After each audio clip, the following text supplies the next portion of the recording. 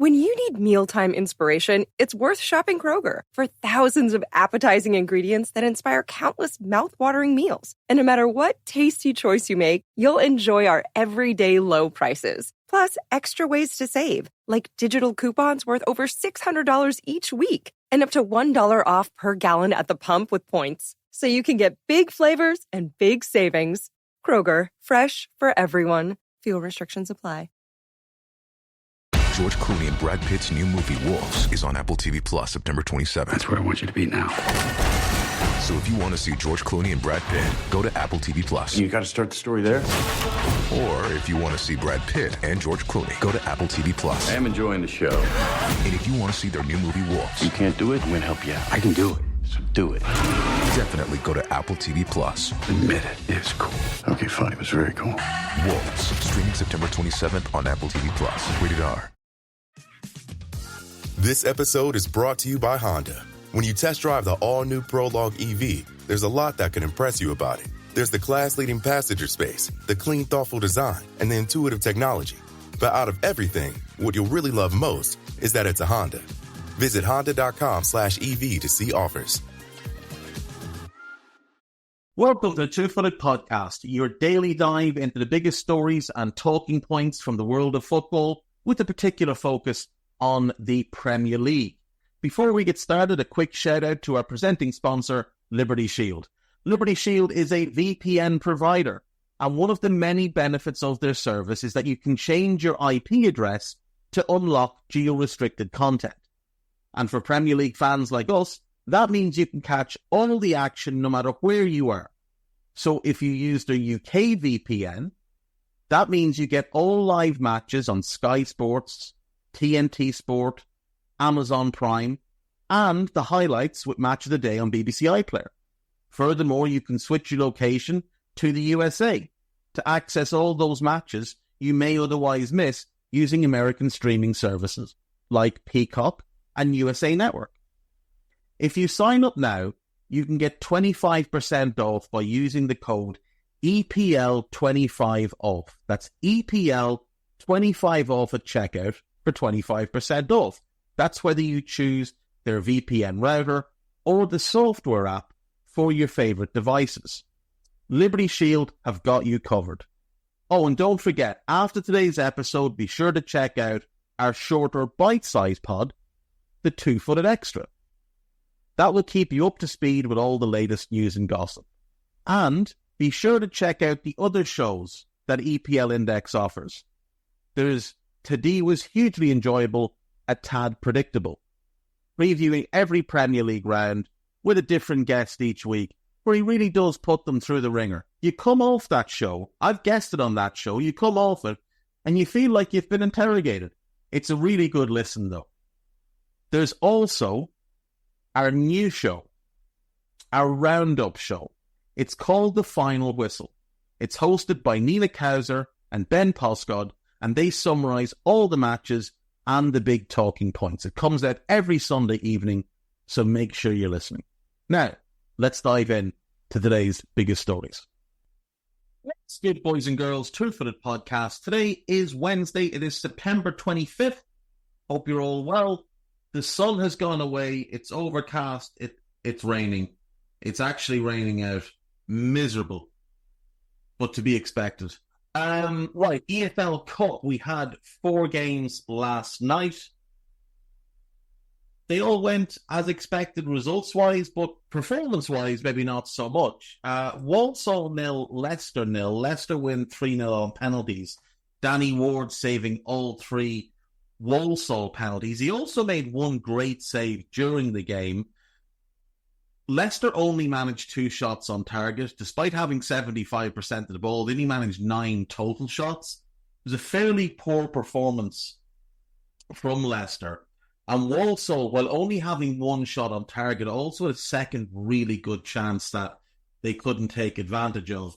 But Leicester see the penalty shootout through and come away as winners and advance to the next round. Moving on then, Chelsea 5, Barrow 0. As expected, Chelsea just very, very strong. Nkunku with a hat-trick, a Paul Farman own goal.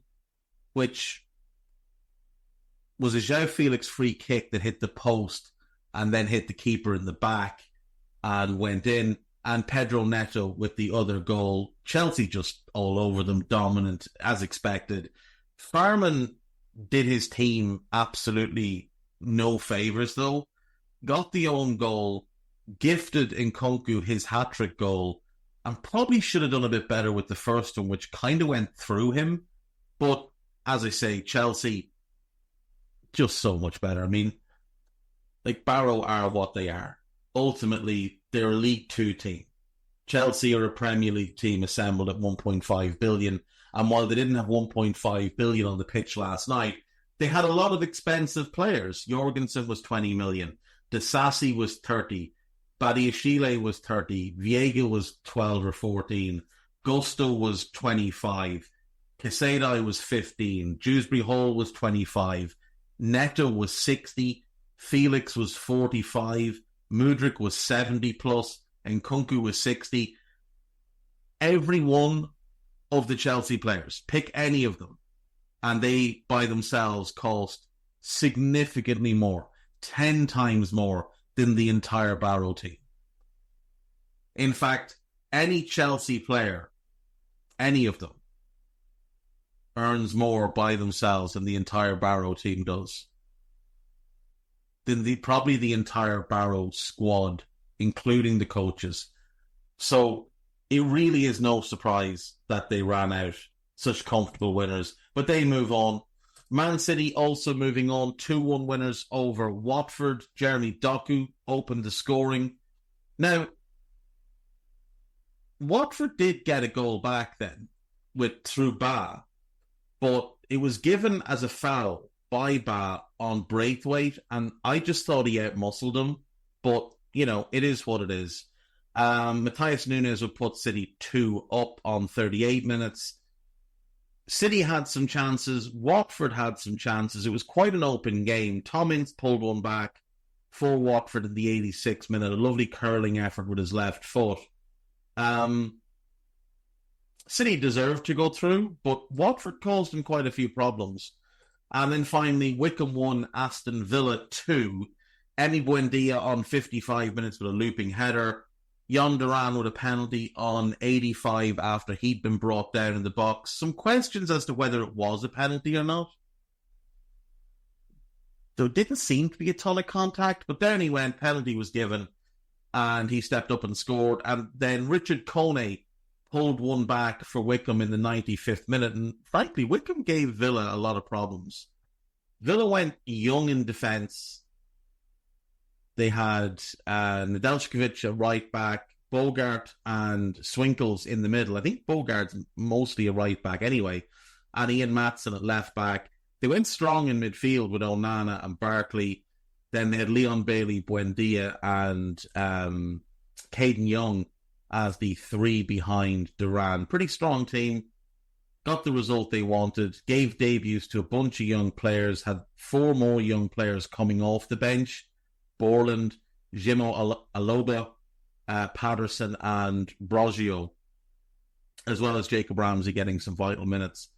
So all in all, Villa will view it as a successful night's work, and they move on. So in the draw for the next round, we have Stoke, Preston, Brentford, Crystal Palace, Southampton, Sheffield Wednesday, Manchester United, Brighton, Tottenham, Leicester, City, Chelsea, and Villa.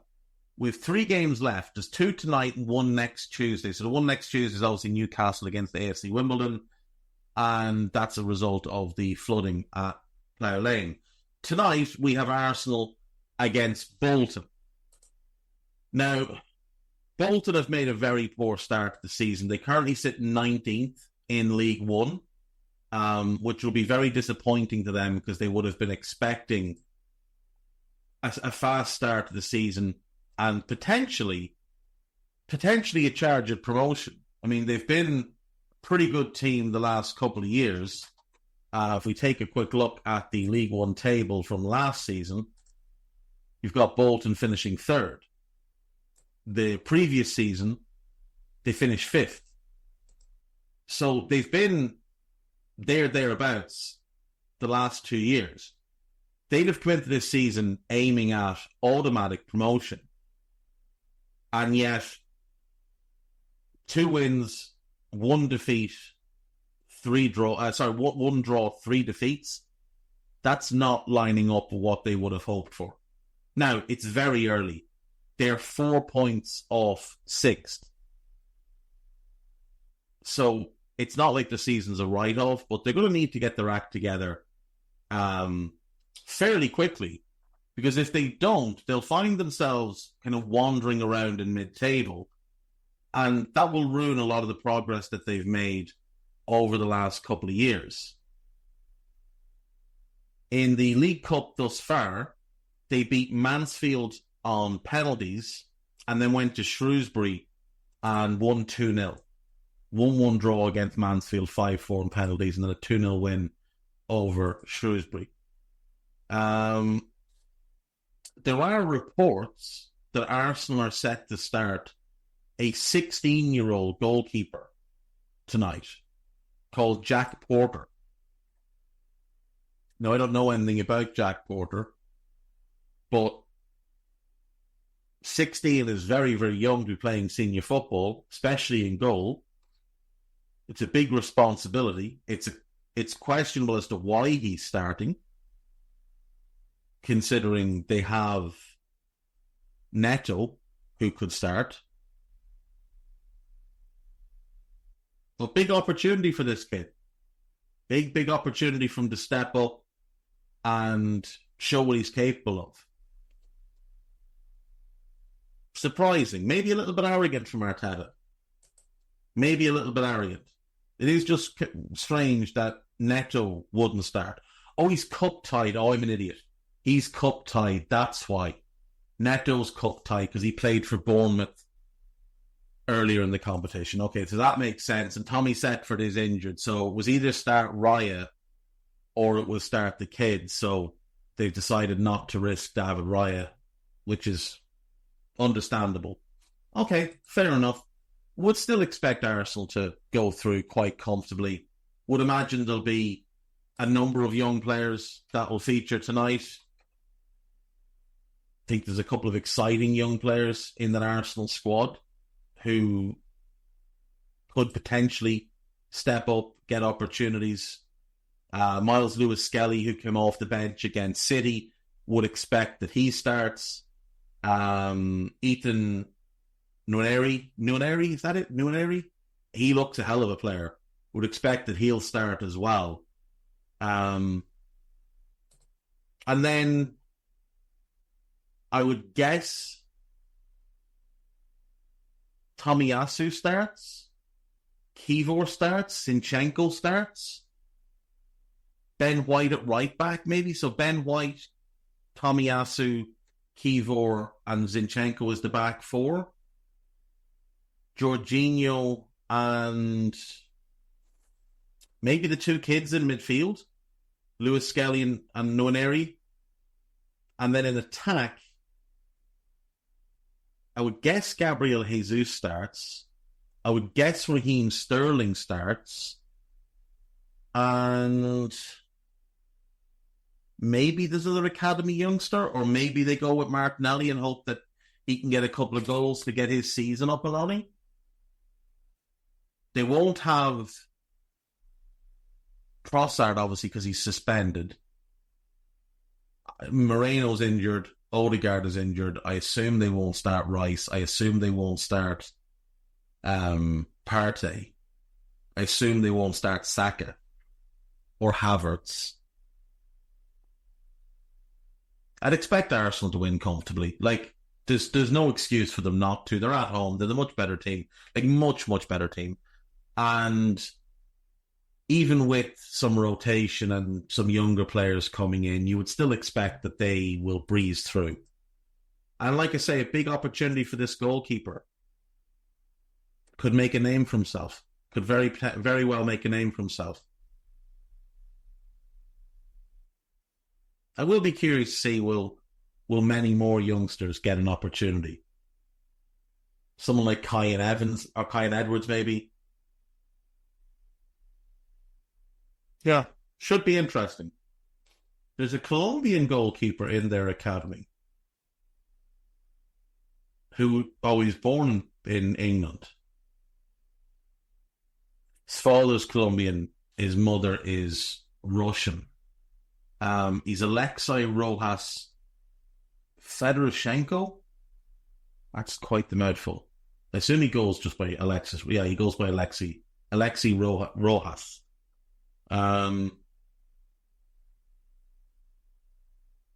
He's been called up by the Colombian under-20s. You'd wonder why he's not getting the shout tonight. Because he's a couple of age brackets above young Porter. Anyway, doesn't really matter. Arsenal to win. And then the other game is Liverpool versus West Ham. And West Ham are the team that beat Bournemouth when Neto played, if I'm not mistaken. Neto played. West Ham beat them 1-0. Jared Bowen scored a late goal to win that one. Would expect both teams to rotate quite heavily. I expect Liverpool to win, given they're at home. I don't really care if they do or they don't. I'm not overly hung up on the League Cup. I'd quite like to have less games for Liverpool this year. So I don't really mind how it goes. I'd expect Fabianski's going to start. He's already confirmed that. I would expect Cresswell starts. Stufal starts at right back. Probably get a first start for Todibo. So maybe Todibo and Mavropanos as the centre-backs. Cresswell at left back. Midfield. Souček will play. Maybe Andy Irving plays in with him. And then an attack. Luis Guilherme, he might play. Danny Ings probably plays. I would guess Mikel Antonio might start. And then probably Crescencio Somerville, unless there's a young player that they want to give an opportunity to. I guess something like that. I could be completely off. Maybe he goes stronger than that. Maybe he just goes Fabianski and the rest of the play at the weekend and says, go and sort yourselves out. And let's get our form up and let's get back to business. But I expect Liverpool to win. So Arsenal, Liverpool to win. And I'll be back after the break. See you in a sec.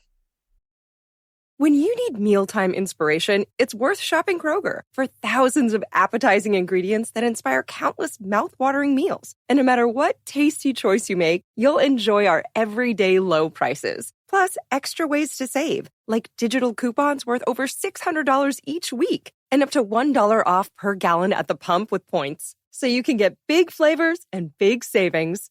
Kroger, fresh for everyone. Fuel restrictions apply.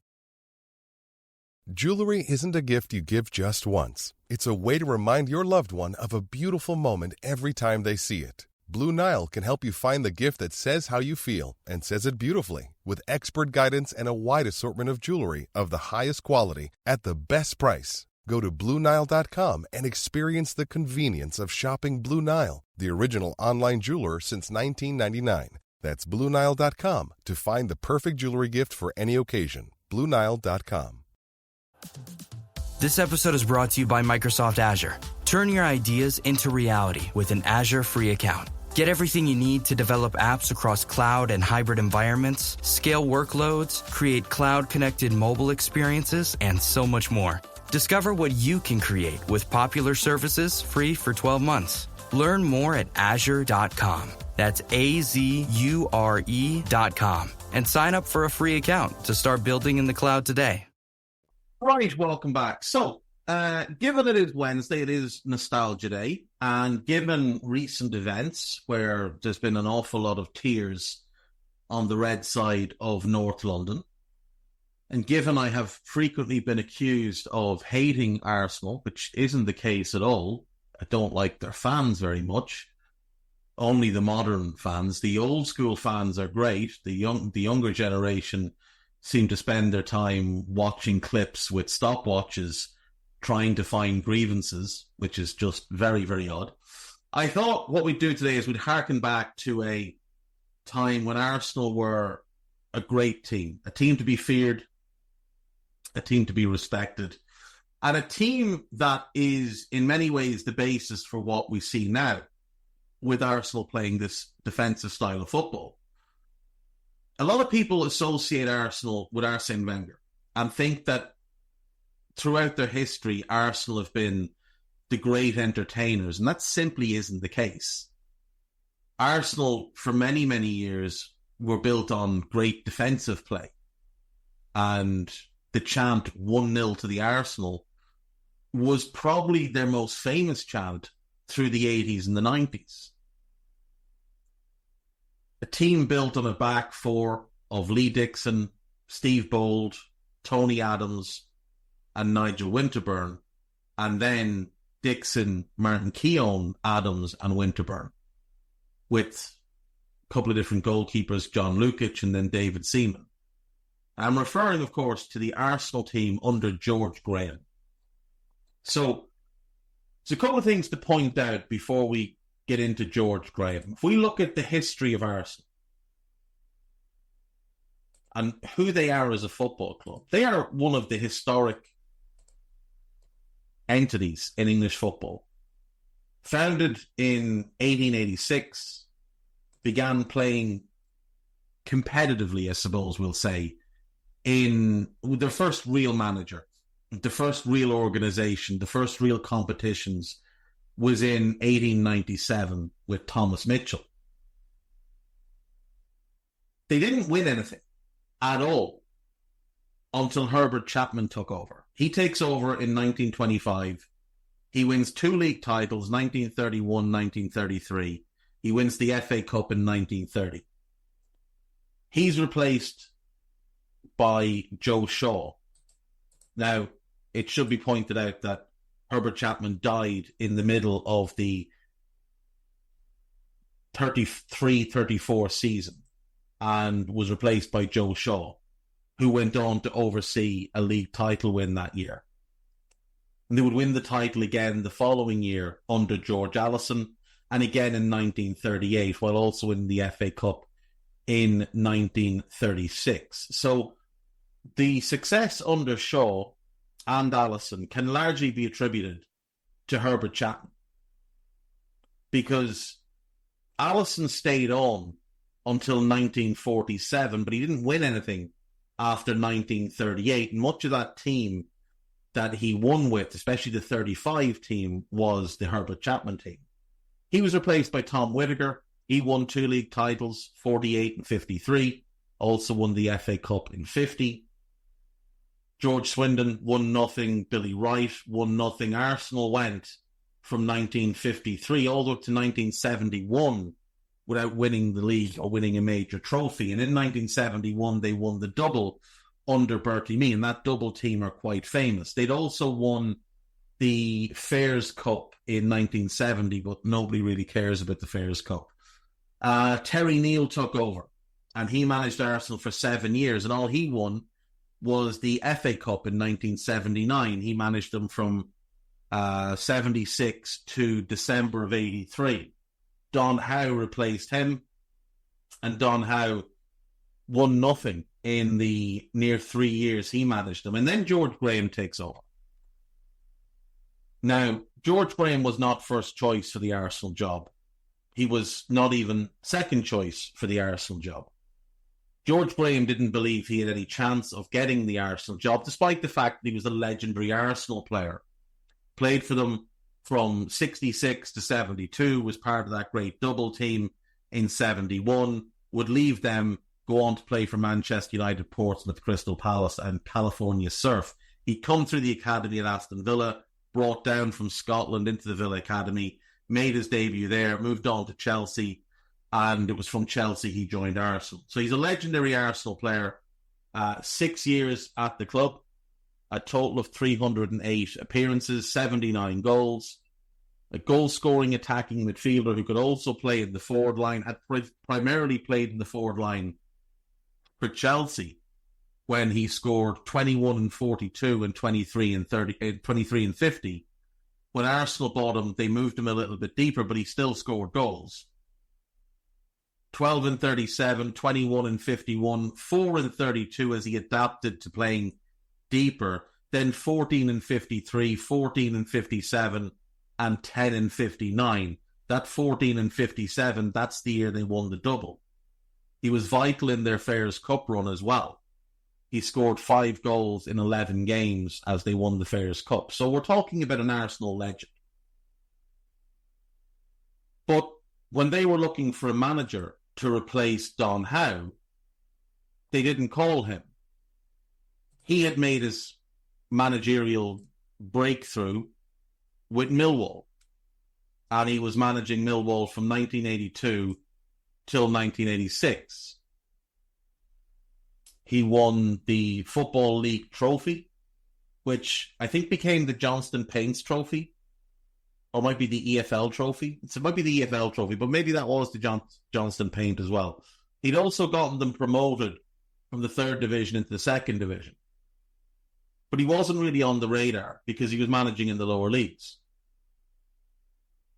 But when Terry Venables turned the job down because he was at Barcelona and didn't want to take the job, and when Alex Ferguson took the job down because he was going to manage Scotland in the 86 World Cup and didn't want any distractions, didn't want to make a decision on his future until after that World Cup, Arsenal didn't want to wait.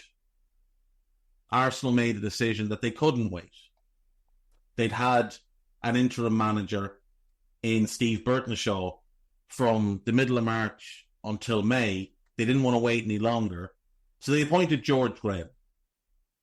And as with Wenger, it was seen as a reach. Now, not nearly as much a reach. There was no Arsene Who headlines or headlines of such when Graham was appointed. But it was a case of, well, how's he going to do? Because we've never seen him manage in the top flight before. So there was some suspicion as to whether or not he was going to be able to do what Arsenal needed him to do.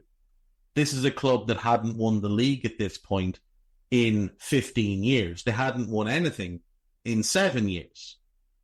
He wasn't exactly walking in and taking over a team ready to compete. In the years prior to his arrival, from when they'd won the FA Cup in 78-79, they finished 7th that year, by the way. The next year they finished 4th and got to the final of the FA Cup. They also got to the final of the Cup Winners' Cup and lost in 1980. In 1981 they finished 3rd, but then they started to slip. 5th, 10th, 6th, 7th and 7th. So they've fallen out of Europe. They've fallen out of contention for trophies. They haven't been to a final since 1980. They've gone out in the 2 European runs they had in the 80s in the UEFA Cup. They went out in the 2nd round and then the 1st round. They were regularly going out early in both cups. They reached one semi-final of each. So he walked in to a difficult situation. He walked into a club in need of regeneration, rebuilding, and success. But he walked into a squad that had a lot of talent. He inherited John Lukic, Viv Anderson, Kenny Sanson, Dave O'Leary, Tony Adams, David Rocastle, Paul Davis, Niall Quinn, Charlie Nicholas, Perry Groves, Graham Ricks, Michael Thomas, Paul Mercer. It's a very, very strong squad. Now, remember, of course, this is also in the wake of Heysel. So English clubs are banned from Europe in this time. So while league-wise, George Graham should have got them in on the first year into Europe, they were not permitted to enter. They finished 4th in the league that year. Things began shakily. They lost 3 of their first 8 games, drew 3 of those 8 games, only 2 wins. Then they put together an unbeaten run that began with a 1-0 win away to Everton, a really good Everton team as well, remember. On the 9th of, an Everton team that would win the league this year, on the 4th of October in game 9, and ended in January when they lost to Manchester United in game 26, away from home. Then they had a horrible run. and their season cratered. Arsenal potentially would have won the league that year, but they put together a horrible run where they failed to win any of 10 games, losing 6 of them. Now, bear in mind, at the end of the season, Everton finished 16 points clear. But if Arsenal don't collapse in this manner, it is possible that they celebrate a league title at the end of the season. When you take 4 points for a possible 30, you're losing any chance at winning the league. And that's what they did that year. 4 points. 4 points from 30. 4 draws, 6 defeats.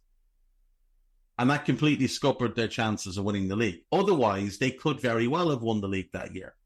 Everton were very good, but it's entirely possible that Arsenal could have won the league that year without that collapse. So, they finish in 4th, but that's very respectable.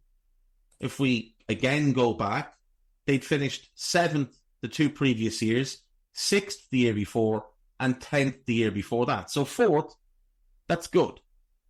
In the League Cup, they would beat Huddersfield over 2 legs, then knock out Manchester City, then Charlton, then Nottingham Forest. Then they've played Spurs in a 2-legged semi-final. And it ended 2-2 in aggregate. Back then, no penalty shootouts in the League Cup. So went to a replay, played at White Hart Lane, and Arsenal beat them 2-1 with late goals from Ian Allinson and David Rocastle. And then in the final, they played Liverpool. And they were heavy underdogs. This was a Liverpool team with Bruce Grobbelaar and Ronnie Whelan and Alan Hansen and Ian Rush. Kenny Dalglish came off the bench. Liverpool went 1-up on 23 minutes. But Charlie Nicholas scored on 30 and on 83 to give Arsenal the win. And the Arsenal team that day, John Lukic in goal, Viv Anderson right back, Kenny Sampson left back, 2 of the best fullbacks in Europe at the time, O'Leary and Adams in the middle. Adams, the up-and-comer, O'Leary, well-established, high-quality player. In midfield, you had Rocastle on the right, Martin Hayes on the left, Steve Williams and Paul Davis in the middle of the park. And Paul Davis, historically, massively underrated. Tremendous footballer. And up front, you've got Niall Quinn and Charlie Nicholas. Niall Quinn, the big target man. Charlie Nicholas, the goal scorer. Perry Groves and Michael Thomas came off the bench for them as they win the game 2-1. And they secure their first silverware in 8 years. And in his first season in charge, George Graham has won a trophy. He's brought success to Arsenal. And remember, in the 80s and in the 90s, the League Cup was held in far higher esteem than it is now. So this was a big deal, especially with no Europe. With no Europe, you really have to make the most of the domestic cups. So we move on to the 87-88 season. And we start to see some change. Viv Anderson is gone. Lee Dixon has come in. Alan Smith has arrived. And it's an Arsenal team that have ambitions for the season. It doesn't start well. They lose 2 of their first 3, take 1 point from those 3 games. Then they go on a great run where they win 12 of 13 to go top. And then they collapse. And as with the previous season, they go on a horrible run. This time they win 1 in 11, 4 draws, 6 defeats. Then they bounce back and there's an 8-game unbeaten run, but 4 of them are draws. And they end up finishing in 6th. In the League Cup, they get to the final again, though. And they lose this time to Luton in a massive upset. A massive upset. They were so heavily favoured for that one. They went 1 down. Brian Stein scored on 13 minutes. Martin Hayes scored on 71 to equalise. Alan Smith scored on 74 to put them ahead. But then Danny Wilson, who everybody will know Danny Wilson as the manager, who went on to manage Sheffield Wednesday, MK Dons, Barnsley, etc. He scores an 82 to equalise for Luton, and then Stein scores the winner on 90 to give Luton the cup. And that was a big upset. That was unquestionably a big upset. In the FA Cup, they went out in the 6th round. I should have mentioned that in the FA Cup the previous season, they went out in the 6th round as well. So no success in the FA Cup yet, but he's gone to 2 finals. He's won one of them. It hasn't quite happened in the league yet, but you can tell he's still building. So in comes Steve Bold, and Graham starts to really make changes to the squad. Lukic is still the goalkeeper, but Winterburn is in now at left back, and Kenny Sampson is gone. Bold is in. Bold and O'Leary are rotating for the games next to Tony Adams.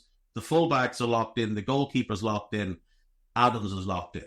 Rocastle is ever present in midfield. Michael Thomas is now playing more regularly. Paul Davis missed a bunch that season. I think that might be the season he got suspended for breaking someone's jaw. Merson is now playing more often. Kevin Richardson has come in to give them more playmaking in the middle of the park. Kevin Richardson, another one, historically underrated, a really, really good footballer. Played for Everton, was a vital part of their team in the early 80s, went to Watford and then on to Arsenal. He'd later go to Real Sociedad, I believe, under John Toshak, and then come back to England with Aston Villa, where he played for a number of years. Then he played for Coventry and Southampton and Barnsley and Blackpool. But he arrives in midfield and he is vital for them. So, the season. They win on the first day, then they lose. Win, draw, lose. And it looks like it might be another one of those seasons for Arsenal where are they just going to continually disappoint?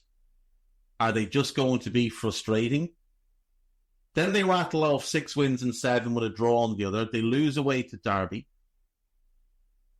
Then there's a 10-game unbeaten run with 7 wins. And they find themselves top. They moved top in December. And they never moved off top. Until the second last game of the season. Second last game of the season, they draw with Wimbledon. Now, they were top with 3 games left. They lost at home to Derby. Then they drew with Wimbledon. And what that did is it put Liverpool in pole position to win the league. And all Liverpool needed on the final day, all they needed was to not lose by 2 clear goals, and they would win the league at Anfield. Now remember as well, Liverpool have been through Hillsborough. So they're a club kind of in turmoil at that time, still trying to deal with the emotional load of what had happened at Hillsborough. But all Liverpool needed to do was a win, a draw, or a defeat by 1 goal, and the title was theirs. Half-time, everything was going to plan. It was 0-0. Then Alan Smith scored on 52 minutes. But it still looked like Liverpool were going to hold out for a draw. And then there's a long ball over the top. And somehow Michael Thomas gets on the end of it. And in the 91st minute scores the winner. And Arsenal win the title. For the first time since 1971, Arsenal win the title. They finish on the same points total as Liverpool. They finish with the same goal difference as Liverpool. But they scored 73 goals and Liverpool only scored 65. Arsenal conceded 36, which I think was second in the division. So you're talking the best attack and the second best defence in the division. Liverpool had the best defence with 28. Arsenal win the title on goals scored. Not even goal difference, just goals scored. And that really propels them. Now, the following year, they'd finished fourth in the league. They went out early in both cups as they had the previous season. But then in 1991, we see the second title win for George Graham. Now, by this point, there's been changes to the squad. David Seaman has arrived. He's establishing himself as the best keeper in England, best English keeper anyway. The back four is just rock solid. It's there every single week. Dixon, Bold, Adams, Winterburn. Rocastle has started to break down and have injuries. But Anders Limpar is in the team. Paul Merson is in the team. Paul Davis is playing great. Michael Thomas is playing great. You've got Perry Groves as a vital squad player. In attack, you've got Alan Smith. You've got Kevin Campbell.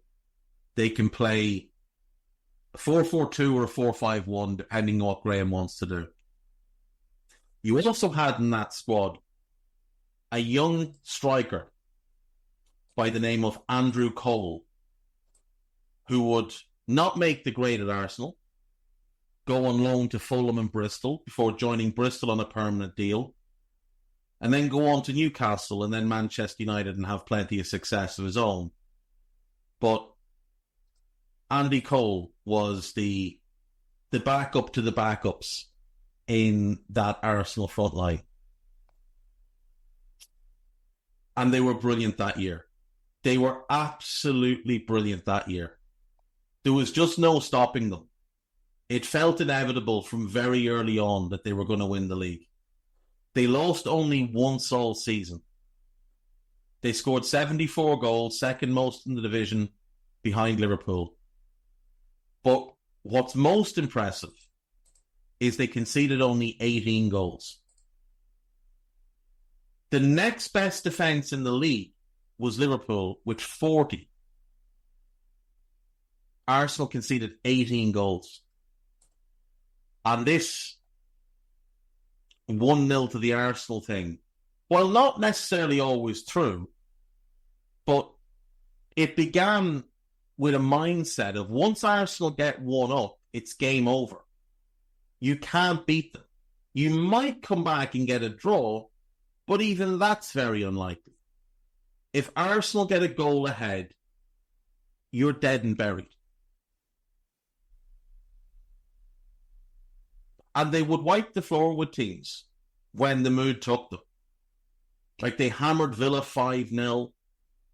They hammered Coventry 6-1. They beat Sheffield United 4-1. Beat Liverpool 3-0 at home. Beat Southampton 4-0. Highbury was horrible to go to. You were never getting out of there with a result. Their only defeat was away to Chelsea in February. They were just unstoppable that year. 24 wins, 13 draws, 1 defeat. And deserving title winners. So the following year then is the 91-92 season. It begins well. They win the Community Shield. Not that that's a real trophy, but, you know, they're trying to count it as a real trophy now to make up for them, for their failures, but it's not a real trophy. But in 92-93, they make history. Now, they had a disastrous league campaign. Absolutely disastrous. And they'll put it down to a number of different things. Injuries, suspensions, malaise. But they won both domestic cups. Ian Wright was brilliant for them that year. He's arrived at this point. He came in the year before. and he's just a goal machine straight away. Defensively, they're still rock solid. They've got more depth now because Keown's back at the club. Steve Morrow's made his arrival into the first team as well. There's more depth in midfield. Paul Davies has now been kind of phased out of the team. Limpar's being phased out. John Jensen's come in. Ray Parlour has emerged. Ian Selly has emerged. Jimmy Carter has emerged. And in attack, you've got Wright, Campbell, Smith, and a young Paul Dickoff, who most people forget played for Arsenal. A lot of people associate him with Man City, but it was from Arsenal that he joined Man City. So they finished 10th in the league. But in the League Cup, they beat Millwall over 2 legs. They needed penalties to do so. They needed a replay to get past Derby. They scraped past Scarborough. And then they found form. They beat Forest. They beat Palace. They beat Palace 5-1 over the 2 legs. And got to the final, where they took on Sheffield Wednesday. Paul Merson scores their first goal. John Harkes had put Wednesday 1 up. Merson equalises. And then Steve Morrow gets the winner. Steve Morrow was playing in midfield that day. Primarily a fullback. He's playing in midfield that day because of suspensions and injuries. He gets the winner. After the game, Tony Adams throws him up on his shoulders and proceeds to drop him and dislocated his shoulder or fractured his collarbone or something. And that would rule him out for the rest of the season. In the FA Cup, they beat Yeovil.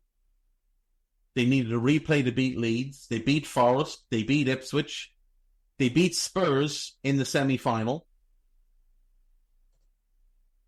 Tony Adams gets the only goal of the game. I don't they play... Have I got this wrong? No, I haven't. They play Sheffield Wednesday in the final and they draw. They draw 1-1.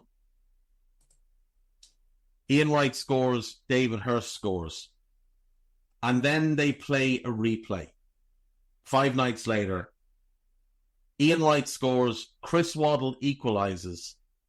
Game goes to extra time, 119th minute. Andy Linnigan gets the only goal of the game. Linnigan was a journeyman centre-back brought into Arsenal to basically just be depth, who ended up being vital for them for a long time. A very, very important squad player. He was 28 when he arrived. It was seen as a short-term fix. He didn't play a ton in the early years. But from this season on, he started to make himself a vital squad player for them. And that FA Cup goal is written in Arsenal lore. The following year then, they'd have an adventure in Europe. Now, they didn't win the league. They finished 4th. They went out in the 4th round of both domestic cups. But they went on a run in the European Cup Winners' Cup. They knocked out Odense 3-2 on aggregate. They knocked out Standard Liège 10-0 on aggregate. They played Torino, beat them 1-0 on aggregate. They played PSG, beat them 2-1 on aggregate. And that landed them in the final against Parma. The Parma team of Nevio Scala, with Luca Bucci in goal, Benarivo and Di Chiara as the wing-backs, Minotti, Apollini and Sensini as the centre-backs, Thomas Brolin, Gabriel Penn and Massimo Crepa as the midfield, Brolin in the attacking role, Gianfranco Zola and Faustino Asprilla as the attack. That Brolin, Zola, Asprilla attack, that is famous. That was the first great Parma team. And what did Arsenal do? They beat them 1-0 because that's what Arsenal did. Alan Smith scored the only goal of the game on 20 minutes. The Arsenal team on the day, Seaman in goal, Dixon, Bold, Adams, Winterburn, Davis, Selly and Morrow in midfield. Merson and Campbell played wide. Alan Smith played to the middle. Ian Wright was suspended. Ian Wright had been brilliant through the tournament, but was suspended and missed out.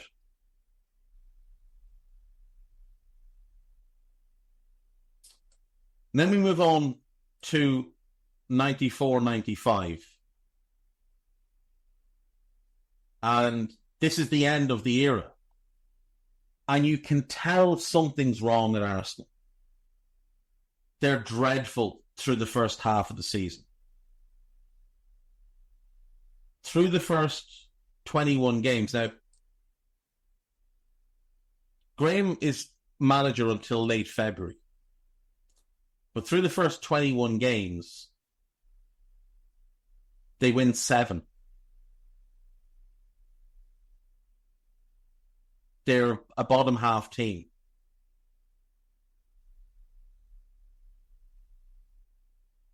But they're good in the cups. Well, certainly the League Cup in Europe. They're playing in the Cup Winners' Cup again as holders. They are struggling desperately in the league. And they're losing at home, which is so unlike them. Newcastle went there. Palace went there. Leeds went there and all won. QPR went there and won in game 22. Arsenal looked completely at sea.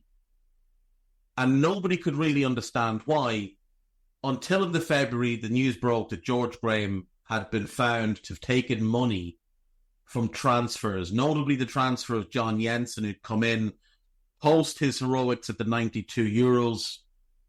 He'd come into Arsenal, and George Graham had gotten a backhander. Now, Graham repaid the money and said that it was an unsolicited gift, that he hadn't asked for it, he hadn't wanted it.